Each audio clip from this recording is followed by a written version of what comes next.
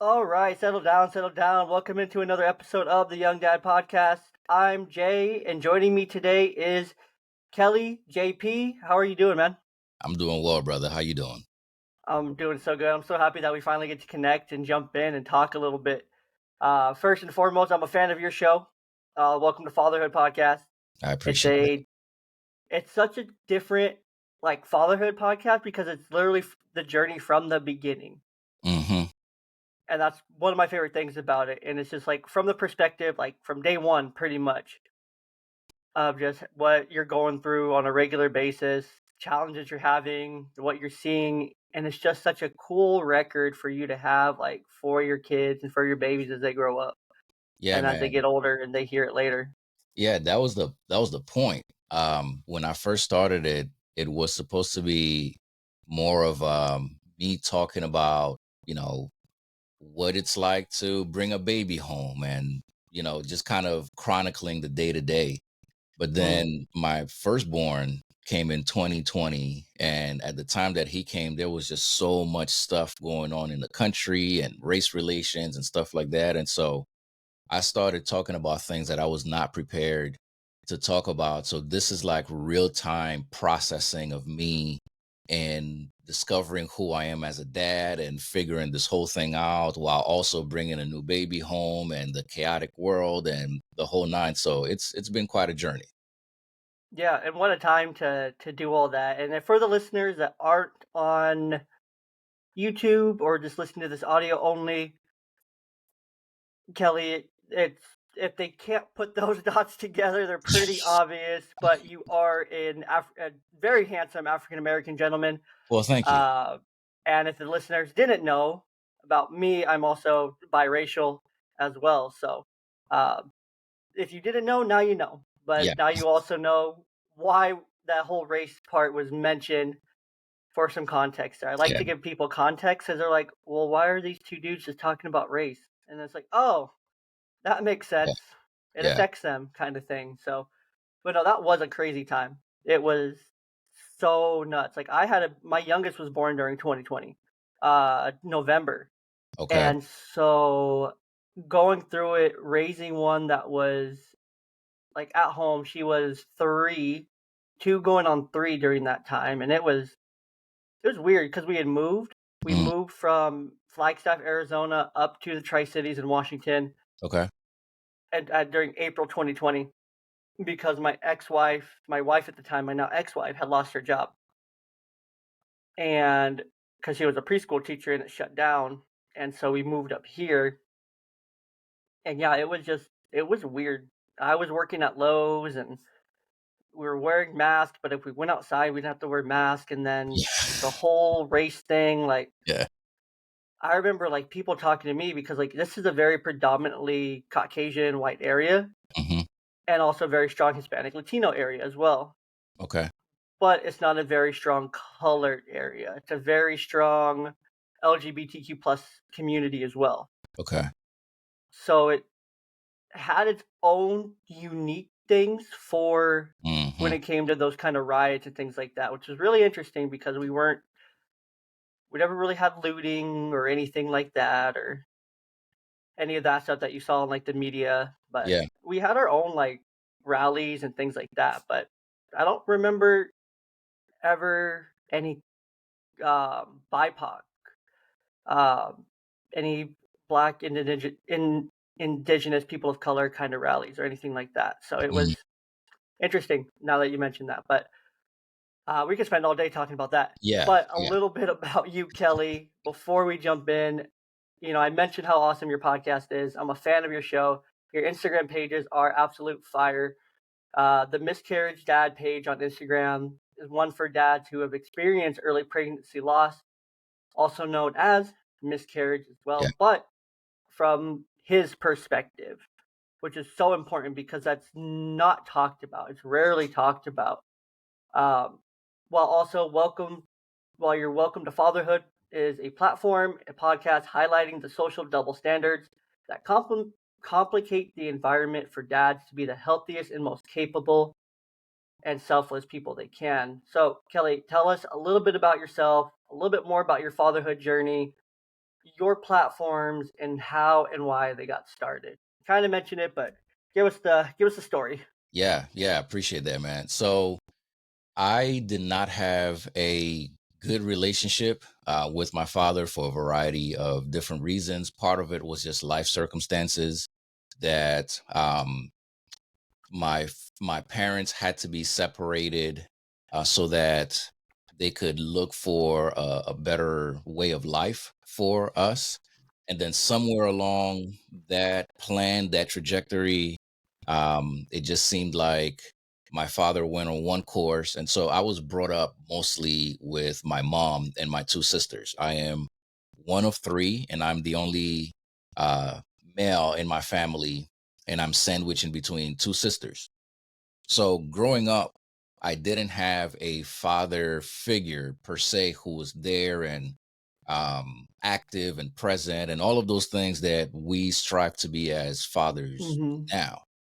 I didn't know that then, but growing up, I've discovered that his absence was creating this sort of like encyclopedic entries in my mind as to what I wanted to be like once I became a father. So I always knew that I wanted to be a dad from a very young age. And whatever that was going to look like, I was going to make it different than what my experiences were growing up without a dad. So when when I became a father, when my wife was pregnant the first time, our first two pregnancies ended in miscarriage. So I'm kind of intertwining the story here, because not intertwining, I'm kind of sharing the story that way because both platforms come out of the one single story, which is right my story. Mm-hmm. So our first 100%. two pregnancies ended in miscarriage, um, and the third one was our first living child who was born in 2020, like I said at the top. So once I was at that phase of welcoming a living child, it was incredible. I was jaded because of the two prior experiences, but I wanted to produce something like a manual for my son, given that the one thing that I kept hearing over and over again is that there is no manual to parenting. So Mm-hmm. I was like, what an audacious thing to try to do and just create a manual for my kiddo and pass it on to him when he becomes a father, should he decide to become a father, or even if he's interested in knowing who the heck his dad was from Mm-hmm. these early years of his life that he won't have clear memories about. So I want him to hear what I felt about him, what I thought about him, how glowingly I spoke about him, how annoyed I was with him, like the whole nine. I just wanted him to get a sense of all of that to help his own identity formation, because I realized that that's something that I don't have. And so I don't know what my dad ever felt or thought about me, if he was proud of me or any of that stuff. And so I wanted to pass all of that stuff on to my son, should he get to a moment of his life where he's doubting or questioning those things. So that's how Welcome to Fatherhood was born, as this audacious attempt to create a fatherhood manual for my son. And but like I said, because of the context of 2020 where he was born in May 2020, things just kind of went in a different direction. Oh So yeah. so the conversations that I wanted to have were the conversations that um were not conversations that I had. Rather, I was forced to have different conversations that I was planning to on having. And what turned out to be, bro, was that I started meeting people from all over the country, people from different parts of the world who were willing to just talk to a total stranger and hop on and share their experiences and allow me to challenge some of the things that they would say and empathize and do all of that stuff. And once the journey got going, once that train got going, it was just like, yo, this is incredible. So fast forward to this year when we welcomed our second living child. So in the middle, in between my firstborn and my secondborn, who is also my lastborn, my wife and I experienced another two miscarriages. So now my focus is more on the Miscarriage Dads platform, which is this platform for men and fathers to openly talk about our experience of early pregnancy loss as a way to break the stigma around pregnancy altogether, and to also normalize the fact that men and fathers do have an experience of early pregnancy loss, even if we're not the ones who are physically carrying the baby. Hmm. And a lot of my experience is what my latter experience, and also the former one, is what just pushed me in this direction. Excuse me, because when I was looking for stuff as I was going through these things, I didn't find anything here in the States. Everything that I found was sort of overseas. So I'm trying to do something about it. I love that, man. That's so rough, man. My heart goes out to you and to your wife, and 4 miscarriages in the span of 4 years, 5 years. Yeah, in the span of 5 years. Span of 5 years, man. It's not easy. It's not easy for anyone. Yeah. And the crazy thing Um, is, I've come across people who have had way more in a much shorter span. So you can imagine just like, what that does to both uh, parents, but also to the yeah, individual person, right? The implications of yeah, that to the woman, the implications of yeah. that to the man. So, yeah, man. Because I can't imagine like finding out you're pregnant 4 out of 6 times and only two of them carrying. And even for me, just like the first thing I think of for that is like, how do you how do you keep trying? Like, obviously, once you get to your first one, it's a little bit more relieving. Like, okay, we got here, we kept trying, we pushed through, we persevered, we got it, we got the first one. But even after the second, two more to get to your second living, like, how did you guys just keep trying and keep pushing through that? Because that must have just been so just mentally grueling. 100%, dude. And those are the type of, You got to as, start your engine, I guess. yeah, I didn't time that with my neighbor. So, That's all good. but yeah, hold on. I know he's going to drive away pretty soon. You're good. And I'll just talk then to fill it, but Yeah. I can only imagine. I have been very fortunate and blessed that both of mine have been start to finish. I guess would be the best way I can think of it. Not to be insensitive towards you or anything, but it's crazy because I don't think that if I had one and then two miscarriages that I would even want to keep trying Mhm. personally. It's like, cool, I have the one, I'll just focus here kind of thing. So Listen, all just of that is valid because that's where I ended up in that place also.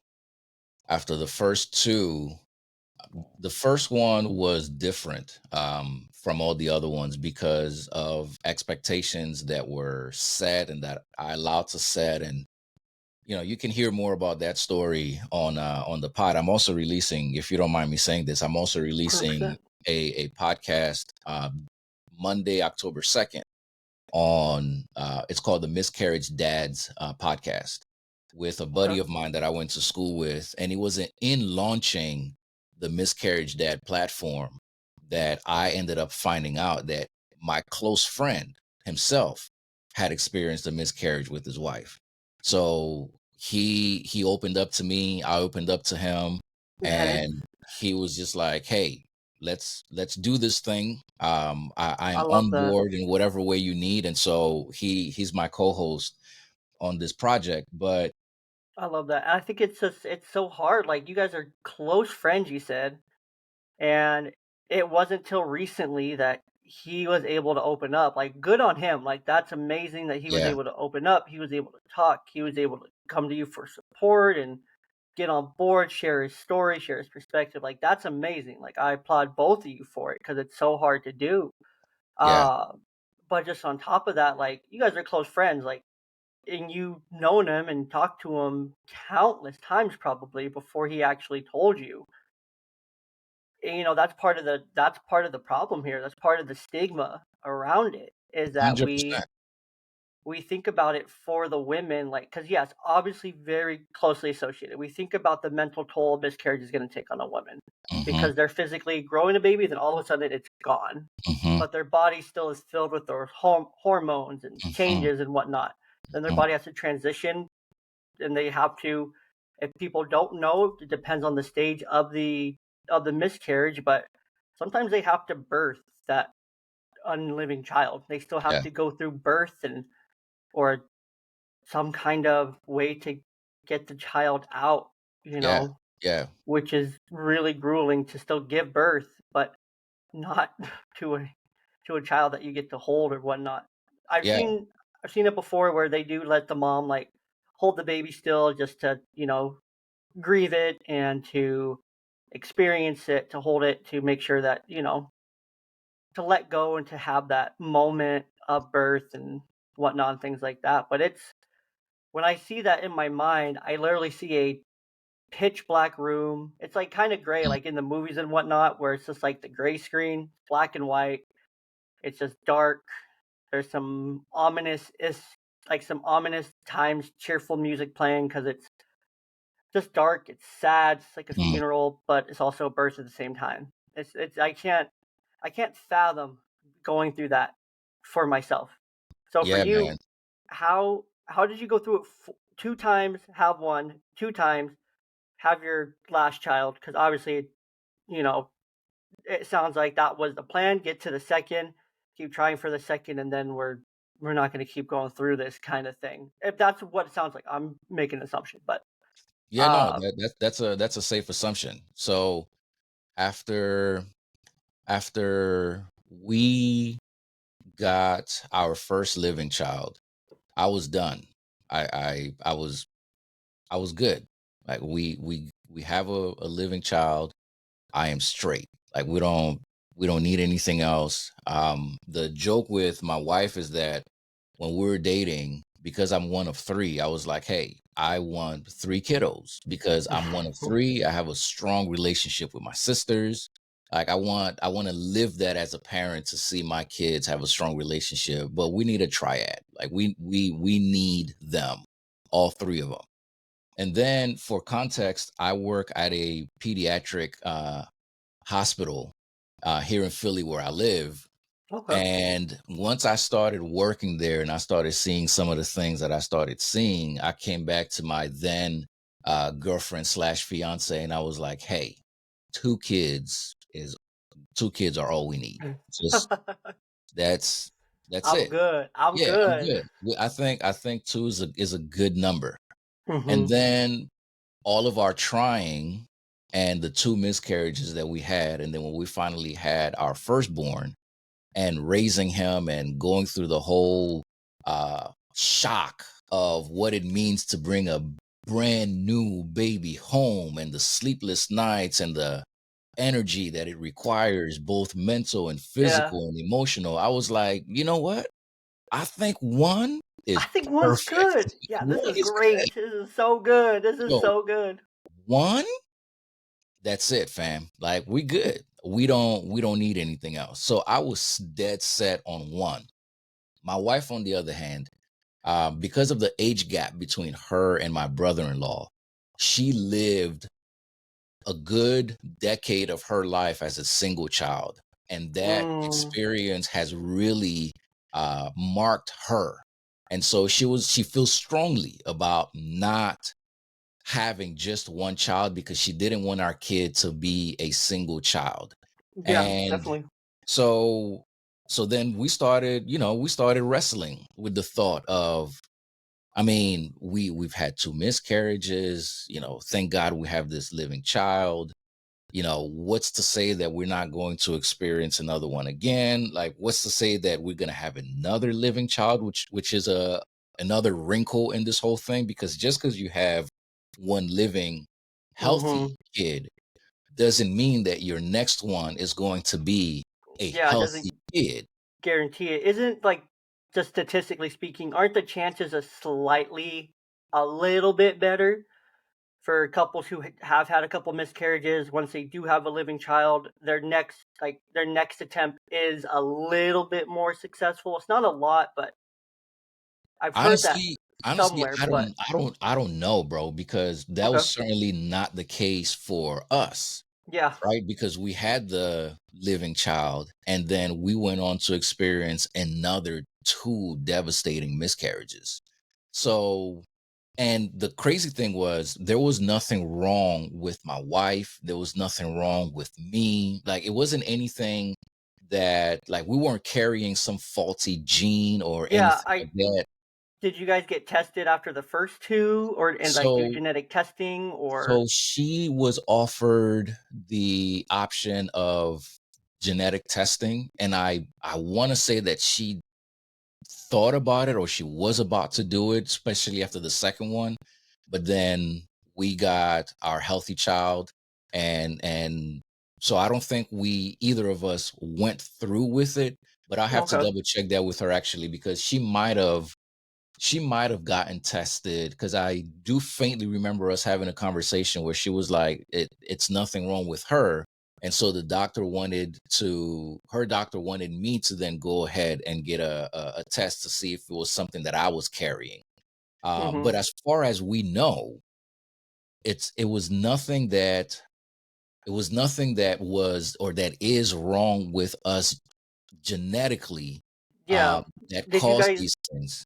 did you guys end up calling, like, both your moms and talking to them about it, like, asking, like, more questions at Okay, all, or I'm glad you asked that question, because that's so just where here, my mind goes. That's I'm just like, yeah, I wonder, no, like, what was the family conversation like, I guess? Like, talking yeah, to your moms, talking to your parents, because like, I'm sure, like, just the excitement of the first pregnancy, you call and they're like, "Oh my god, we're pregnant," kinda thing, because 'cause you're just thinking that first time. yeah, You're a little naive, you're young, you're naive, um, and you're just like, "I'm so excited." yeah, And then yep. it So kinda so makes my here heart cold. here's here is our experience. 'Kay. Because of the overall stigma surrounding miscarriage, it it's you've actually helped me just put this piece of the puzzle together in my mind in real time. So I appreciate you asking that question. It appears to me, it's become clear to me that my wife had more of a um she's a nurse. Even though Okay, I she think doesn't work with, like, pregnant women and baby, but in her training, she had gotten some exposure to the complications of mhm, pregnancy. So in her mind, going into our pregnancies, all of them, she made it very clear that she didn't want me to say anything about her being pregnant in any way, shape, or form. okay, So I don't believe that her mom or my mom, our families did not know. okay, They did not know okay. that she was pregnant. The only time I remember, we came out of that first ultrasound when we were first pregnant, and I was ready to tell the world, bro. Like, I Of was ready to course, tell the of world, course. like, that's what we do. And she was like, I would really appreciate it if you didn't say anything until the second ultrasound confirms that this is a viable pregnancy. And dude, I was just like, are you serious right now? Like, I just want to shout it on the rooftop that I'm Yeah, going to because it's be a something dad. you've always wanted, something that you've always looked forward 100%. to, something that 100%. has always been, like, in your mind. I mean, I love what you said earlier, just like you were creating that encyclopedia, like, I feel like dudes who are, like, really wanting to be dads, always know they wanna be dads, like, we know from a really young age, like, I remember putting it in school, like, "What do you wanna be when you grow up?" I would put, like, doctor, like, lawyer, police officer, professional baseball player, and I would always put, like, I wanna have a family, 2 kids, like, I always wanted to be a dad. Always Yeah. drew it out, like, it was always there kinda thing. Yeah. So we didn't talk to anybody. We did Okay. not tell anybody. And what that caused is that when we were going through the miscarriages, it's not something that we could have opened up to our family members, because Yeah, they didn't know that we were pregnant in the first place. that's So tough. then that would not have been the time, the place, the context to then start talking about, oh, by the way, we were pregnant, and oh, by the way, we're losing Yeah, this because you can't. pregnancy. That's such a hard space because like that is literally, especially for men, like your sisters and your mom and whatnot. Like that is your support system. Yeah, fam. That's like your Yes, closest, most reliable support system. Regardless, I'm sure you were able to eventually have that really hard conversation. but it was Eventually, way after the fact. I would assume it was pretty close to after your first one was like confirmed and viable. So my sisters didn't find out that we had lost 2 pregnancies until, oh, when was it? I mean, they ended up finding out way, way, way, way after the fact. And I Yeah. remember that because they were both shocked and surprised. In fact, no, what am I saying, bro? My sisters find out that we went through those miscarriages once I launched the Miscarriage Dads platform. Wow. And when did And you? and I launched that platform several months ago. Wow.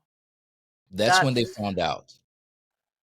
that's tough because like some of that is gonna feel like just thinking of like if you were my brother or if my brother Aaron, if he went through that, I would expect not expect, but like I would assume that we're close enough and tight enough for him to I think he would to call me and be like, "Hey man, pregnant. We don't know if it's viable yet. We don't know if it's confirmed, but um and then if it does happen, like and he didn't tell me, I would be or if he didn't tell me at all, I'd be like, What happened, man? Like I'm gonna be a little disappointed, I'm gonna be a little Yeah. sad, but I'll be like, "Come on, man. Come on, Kelly. Well, Here for you." that speaks to the complicated nature of this Mhm. whole thing, right? It does, yeah. Because I'm protecting, so my wife tells me to not say anything Yeah, because you she gotta wants to protect feel her a and sense of protection.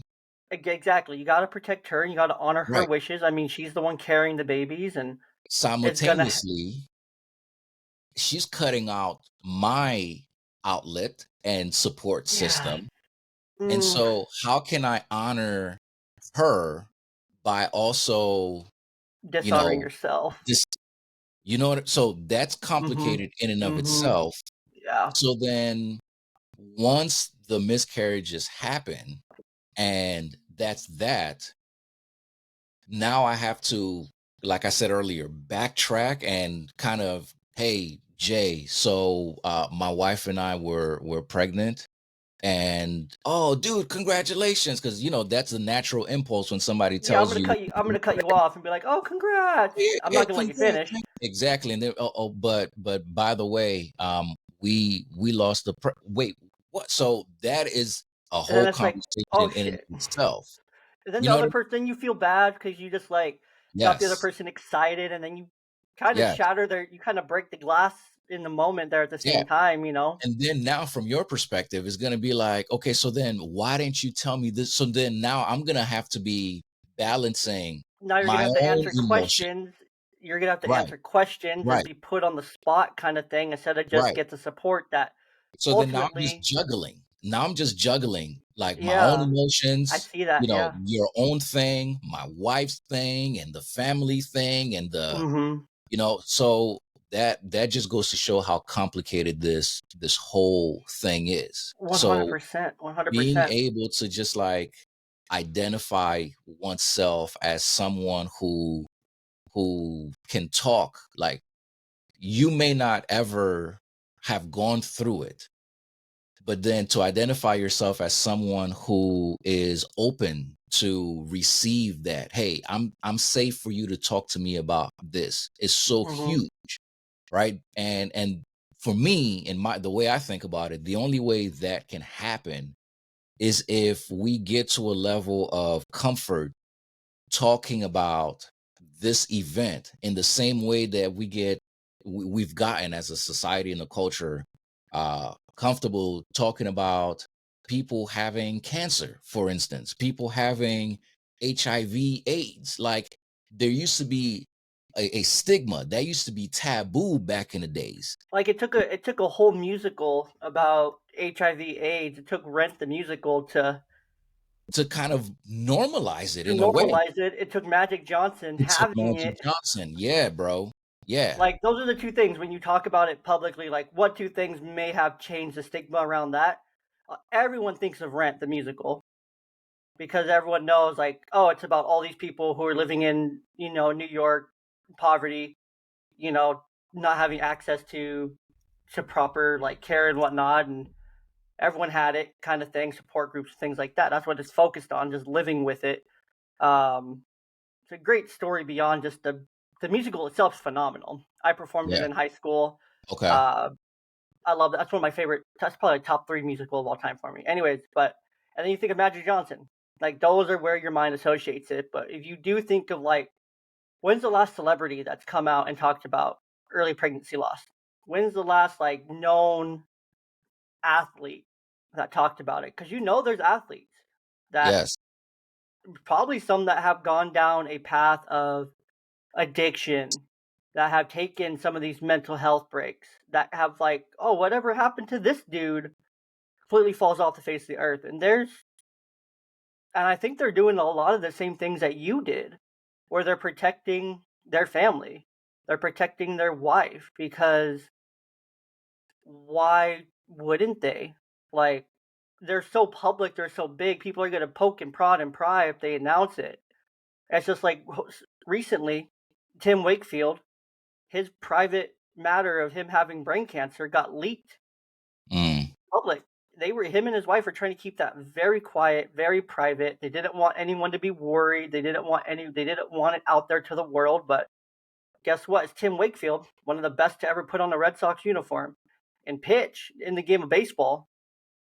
Like goes out there and he's been filled with sympathy and love and Yeah. support since, but still like they didn't want that. They wanted it Yeah. to just be quiet and just have well wishes towards them. So I would imagine that's the same thing. But like I can't think of one athlete who has publicly stated that they've I gone think or dealt with I early think pregnancy over the loss. I think over the past several years, as you hear my son in the background You just can. losing his mind.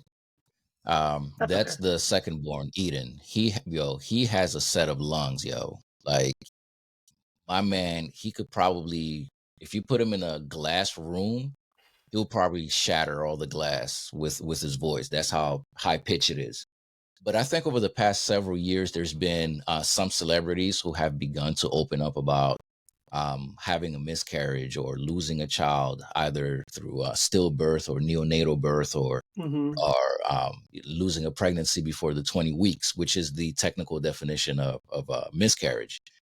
And it's starting to push the needle in what I consider to be the right direction. But it's still one of those things that, and to just put it out there, I'm not saying that, people have to get comfortable talking about it like you and I are having this casual conversation now, because there's nothing comfortable or casual about going through that experience.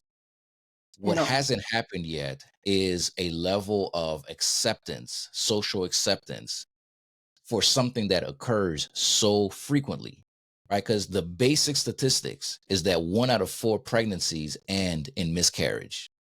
Mm-hmm. So this is something that happens Very quite common. common. Very common. It Very happens quite often. common. But then the fact that folks don't talk about it, and that socially we are not at a place where it's acceptable to talk about, that means that when Kelly had a miscarriage, Kelly had to go back to work, and Kelly had to pretend in a pediatric setting that Kelly didn't just come from the clinic with his wife, and Kelly is carrying the words, "This is not a viable pregnancy." Kelly has to go back to work pretending that he doesn't have to accompany his wife to the clinic to get a DNC, so that the tissues can be removed from his wife's body. Kelly has to go to work, and Kelly has to be a functioning member of society, not just in its workspace, but if Kelly goes to church, or if Kelly has a group of friends, or if Kelly has, other Kelly goes to the supermarket. Kelly goes to the gas station. I have to carry my life as if this thing did not happen. This loss didn't happen. And that's not okay. Right? Yeah. Like that is Hmm. just not okay, because we talk about mental health. We talk about all these other things that impact the way that you and I function as not just men and fathers, but just people living in society. And to have such a strong aura of silence and taboo around this event is preposterous. It is really offensive. It's disgusting, to be quite honest with you. Yeah. No, it's hard because it's just the expectation, the societal expectation for men in general when they experience anything really is, well, go on about your day. And that's part of that double standard, right? Hmm. Because Women, here's the they'll be one. supported and Yeah, um they'll be talked through it and things yeah, like that. And just on a side note, I looked it up here to see yeah. kind of some celebrities who have done it, who have experienced early pregnancy loss. Beyonce experienced one with Jay-Z. Mhm, mhm, Um, back in 2013. mhm. Carrie Underwood's experienced in 2017. Let's see. John Legend, Christy Teigen experienced one in Yes, that was a 2020. recent one. Yeah, that was a recent one. Yeah, I remember that Hmm. one. Christina Perry in 2020. Uh, they did get pregnant later. And then Megan, Prince Harry's Megan, Okay. um, in 2019, 2020. So, right, all of them very similar timeline, but you don't see any of these public. Michelle Obama um, had one before their two daughters, and both their daughters were IVF treatments. Oh wow, I didn't I know didn't that. know that, but Yeah, she probably wrote about that in her book. yeah. So that's just crazy. Just like some of these, like you mentioned, any of those names in the breath, everyone's. That's why I wanted to pick those ones out because most people are going to know those ones. But Gwyneth Paltrow, just some names, but uh, where's the ongoing conversation? Like you talked about it once 3 years ago. I bet it's Yeah, still affecting you. I bet it still weighs on your mind. So for you, like, how do you carry that, especially with your two kids? Like knowing that there were possibly four more. Um, of course, I don't know timelines in between and everything. If that would have been possible to have all four, um, but how do you carry that? Is there just extra gratitude toward the two that are alive and well and healthy and screaming their heads off and have a great set of lungs, or yeah, is there negative feelings at all, or how do you hold the feelings of the four mixed with the two? yeah. That's something that I'm actually processing through in real time through the Miscarriage Dad platform, because so I'll share this one experience that happened recently. Several months ago, maybe about 2, 3 months ago, I couldn't sleep one night, and my entire household is knocked out, including the two cats. Like they're knocked out, and I sit up in my bed and I'm just wide awake. I, I'm just wide awake, and I had not been thinking about anything regarding what we've been talking about, at least consciously. I believe subconsciously my mind is always churning on something. And at like 3 o'clock in the morning, bro, the thought just occurred to me. The third miscarriage that we had, my wife and I had, when we had gotten to the point of discovering what the sex of the baby would be. And I always wanted to be when my wife was pregnant the first time, we had a wager that the baby was going to be a girl, and she had the wager that it was going to be a boy. I always wanted to be a girl dad. So that third miscarriage, we did find out when the results came back after the fact that that was going to be my baby girl. So at 3 o'clock in the morning, that thought just washed over me and overcame me. And I'm sitting in bed next to my wife, who is passed out. And I'm thinking to myself, oh my God, I'm never going to be a girl dad. Like, I'm never going to have a daughter. And all of those dreams and crazy nonsense that I envisioned myself doing when I had a daughter, that was the first time. And this was, like I said, several months ago. And this miscarriage happened maybe 2 years ago. So that was the first time in 2 years that I started to grieve the loss of not just this baby, but the loss of a reality that I had started to construct in my mind. And that's where the experience of the dad not being acknowledged makes the most impact, because the woman is unquestionably the patient when we walk into a healthcare setting. She is unquestionably the patient. In that moment of losing a pregnancy, whether it be a neonatal birth, whether it be a stillbirth, in any way, in any of the iterations of losing a baby, in that moment, in that setting, and even outside of that setting, the woman deserves 1000% of the attention and support and resources that are given to her, and some. The failure, both on, not even both, the failure on all fronts, I believe, socially, medically, relationally, I mean, in every way, is not acknowledging that when you and I were first told that we were going to be dads, we started to create a whole reality in our minds of what our lives with this baby would be like, Mm-hmm. of the things that we wanted to do with this child. If it was a boy, I would do X, Y, and Z. Bro, I was looking forward to replaying that scene in Bad Boys when when Reggie came to my house to ask to take my daughter out to the dance. Like, I was gearing up to Mm-hmm. replay that scene with my daughter.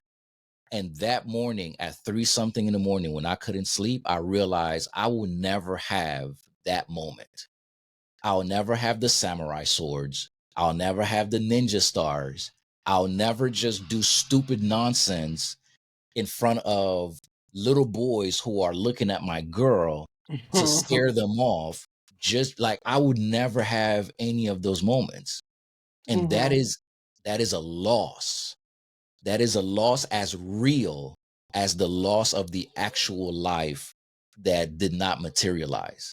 And so not acknowledging that part is where I think the ball gets dropped epically. Yeah. So I'm trying to process all that. It's real, man. It's real. I mean, I'm very blessed. I have two little girls, and being a girl dad is phenomenal. Part of me wishes I had a boy. Um, but I got two little girls, so if you want to do some boy scaring, give me about 6 years or so. I'll bring you up, call you up. You can come up here. You can help me out. I got you. If you need to live vicariously a little bit, I got you 100%. But yeah, man, it's real. We don't. That's the underlying root of the problem is that we don't treat mental health fully in our country. We Mm, don't have the we have the ability. We just choose to allocate those funds to foreign countries. facts. We choose to allocate these resources everywhere else but within. Our leadership in the country decides to go stand on a picket line for no good reason while the government's about to shut down and millions of people are either going to get furloughed, not paid, or have to work without getting paid for who knows how long. But our president rather go and stand on a picket line and support than try to make sure that these guys who he's supposed to be making sure do their job in Washington get the budget done so it doesn't affect millions of workers. Biden could be in his office still facilitating all these people, and then he could be making calls over to this. He could be calling, FaceTiming, setting up a Zoom meeting, whatever, with this union leader to talk to him. What good does it do him standing there on the picket line?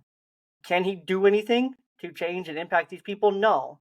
What he can do is get on the phone with the union leadership and talk to them. What he can do is take away the tax breaks and the focus on electric cars for a bit, because that's the only thing that's subsidized, and subsidize the rest of it so that these people can go back to work, because it takes less people to build an electric car, or we could stop putting all this money into a proxy war and bring some of that money back into our schools, our mental health, our behavioral health, and all these other places that desperately need it. Yet, instead of treating these people, we treat these other countries to war because we love war and war fuels us. But with that comes the catch of all these other people who aren't getting the treatment they need. And then guess what they go and do? They go and fight guns. They go and get violent. They end up on the street with drugs and fentanyl in their hands, which is trafficked by Americans. 90% of fentanyl in our country is trafficked by Americans across the southern border.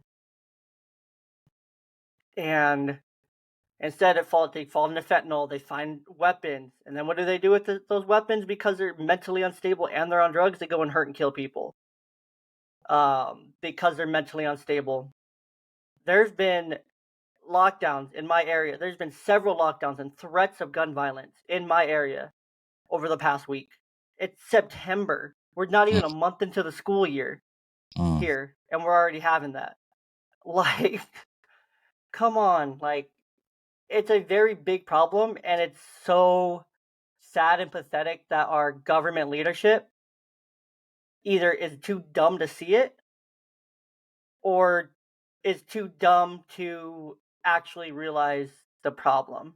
Either way, it's a blatant show of idiocracy, mediocrity, and just sad, because there's real people who need the treatment. There's mental health treatment that needs to be seen for men in this scenario that we're talking, not scenario, this real life situation, that need the help.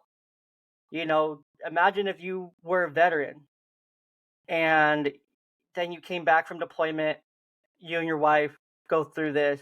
Not only do you now have to carry your own PTSD from your deployment, from the military, PTSD not being treated, and all these emotions that come with a miscarriage. I'm worried for that woman because this man is so unstable. Not saying that he is, not all men, but he's carrying all this weight. Like, she's gonna lose her husband one way or another because he's not treated. He's unwell. And guess what? The military is not giving him treatment for his PTSD, for the depression and anxiety he's feeling from being in the military that caused it, because it was your choice to sign up, but we're not going to take care of you afterwards for doing and fighting and putting your life on the line. And then if you go through real world stuff, that sucks to be you, kind of thing. And that's where it's at. That's the double standard, The woman, yes, 100%, she is the patient. She is the one. Men will give that all day, but when it comes to it 2 years later, it hits you. It hits you like a freaking bus. Those loss, that grief that hits you hard sometimes. Yeah. Grief is grief, And most men, I feel, don't even know how to handle grief. They don't know where to start. They don't know how to start processing it, to work through it. I think you can see there's 5 stages of grief if you Google it. I really think there's 7. I wrote about it before. I've talked about it on the podcast, but I think there's 7 to it that are really important to go through. But it's sad. It's really sad, and it's really hard because we have the money, we have the funds. They're just going to everywhere else. Going south, they're going north, they're going east, they're going west, going everywhere but here, where they need to be. They're helping all these other people while people in our country are suffering. I had a coworker yesterday say that she can't even afford to eat. And we get paid today. That's tough. most of my coworkers are all pissed off because we just got new insurance, but it's a bundle for health, vision, dental. So you can't just get dental. You have to get medical. It's unrealistic. It's fucked up. It's frustrating, but um, yeah, I'll get off my soapbox now. Thanks for coming to my TED Talk. But Yeah, I'm glad you got that off your chest. yeah, but it sucks. It sucks because that's like what it is. It's not treated. Not treated. Like when is enough enough? Like how many men have to die by suicide by their own accord before we actually call it an epidemic? It's a 4-to-1 ratio now. Does it need to be 10-to-1, 20-to-1? Does it need to be like a European third world country where it's hundreds to one? Mm. Like when's enough enough? You know, not all men are going to be able to, like you, be able to process it, be able to work through it, be able to grieve it, be able to work through it, and be able to handle it. Men are going to turn to other places. They're going to turn to addictive substances. They're going to turn to violence toward themselves because it's going to be internalized. It's going to become anger. It's going to become hurt. It's going to become a pain that they can't bear anymore, and they just want to be done with it. Like when is enough enough? When do we start treating both people? Yes, you have to treat the woman medically and mentally. But what about this guy over here? What about Kelly? You know, when does Kelly get a turn to say, "Hey, you know, this is my fourth one. Like, look, this is my first one. I can't. This is hard. I don't know how to handle this. Yeah. My second one. I don't know how to handle this. 1 in 4. Does it need to be every other pregnancy that it happens to before everyone starts getting treated to make sure everyone's well? Because I mean, with food and chemicals and everything like that, it's not getting better. It's not getting no better. And the likelihood and everything and what's in our bodies, can only imagine it's going to get harder. We're already in a population decline. And so it's, you take all those factors. It's like, when is enough enough, and where is the line drawn to help the fathers? Yeah. In these. That's the question. That's the question right there. So we have the answers. We just don't want to acknowledge them. We have the answers. Sucks, but all right. So it's like I prefaced at the beginning for the listeners, you know, it's a heavy episode today. That we got into a really hard topic. And so if you're still with us, thanks for still being with us. Yeah, sure. You know, if you're crying, it's okay. I got some dust in the air in my office, in my room here, so you know, but anyways, let's get into the YDP3 to close us out here. Unless there's anything else you want to add before we get into the YDP3. No, man. I really appreciate the space and the conversation. 100%. Likewise. So the YDP3 here are 3 questions that we ask every guest to kind of know a little bit more about them, to know where their perspective lies, and just to wrap us up here on a higher note. Because sometimes we do get into some of these raw, authentic conversations. So the first one here, where are you rooted? Where do your roots run? And that can be interpreted where you physically rooted, or values, things like that. Yeah, I'm rooted in the sense that there is a short period of time that I get to walk this earth, and to always try to make the best of it, not for the sake of fame or legacy or anything like that, but because the human experience is so complicated. Mm-hmm. If I'm able to cut across all the barriers that we as people put up to justify why we're different from each other, and get to the heart of experiences that you and I might have, regardless of the things that we perceive as differences, then it makes it a lot easier for me to be a human and it makes it a lot easier for you to remember that you are a human. So that's where I'm rooted.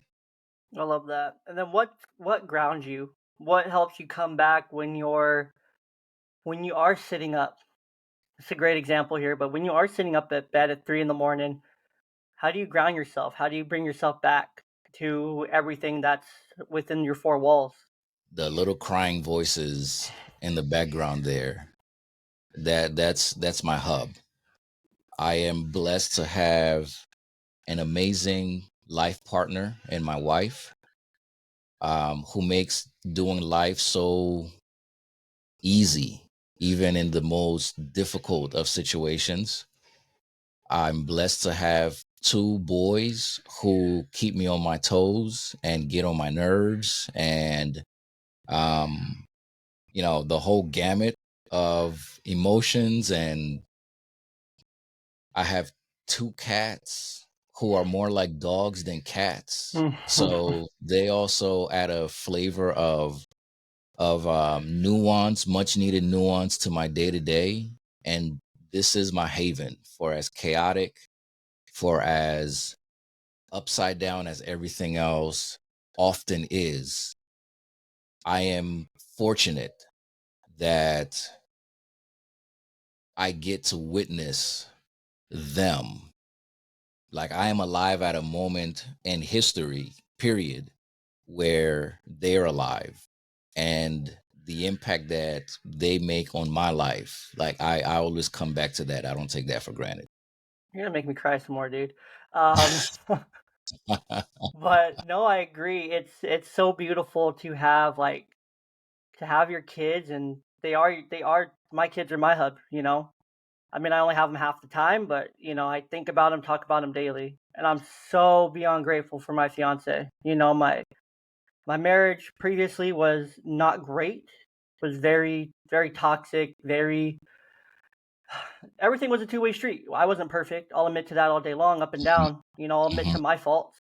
Um, is that always the case coming back? Not always. Because that's just kind of how society helps women portray their situations like these. But was it ever perfect? Times it was good. It was good at best. It was good. It's good enough. Lasted for 5 years. Shouldn't have.